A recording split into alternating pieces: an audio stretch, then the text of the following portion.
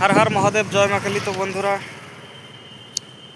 শুরু করলাম। এখন 10টা পার হয়ে গেল, সোয়া 10টা বাজে। এই কারণেই সকালবেলায় উঠে একটু গরম গরম সিদ্ধ ভাত খেয়ে নিলাম, নাহলে রাস্তাঘাটে কোথায় রান্না করব, একটু ভেজাল হয়ে যাবে। হাওয়া বাতাস উঠে এসেছে। অ্যাকচুয়ালি জায়গাটা একদমই ফাঁকা দেখতে পাচ্ছ।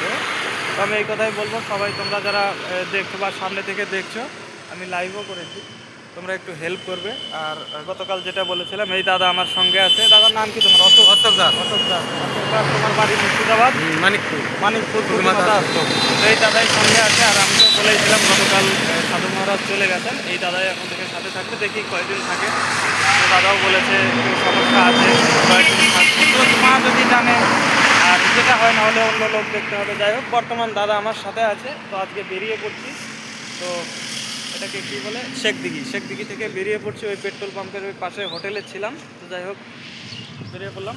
সবাই ভালো থেকো, সুস্থ থেকো, আশীর্বাদ করো যেন সুস্থভাবে আমরা পৌঁছাতে পারি। হর হর মহাদেব, হর হর মহাদেব। জয় মা কালী।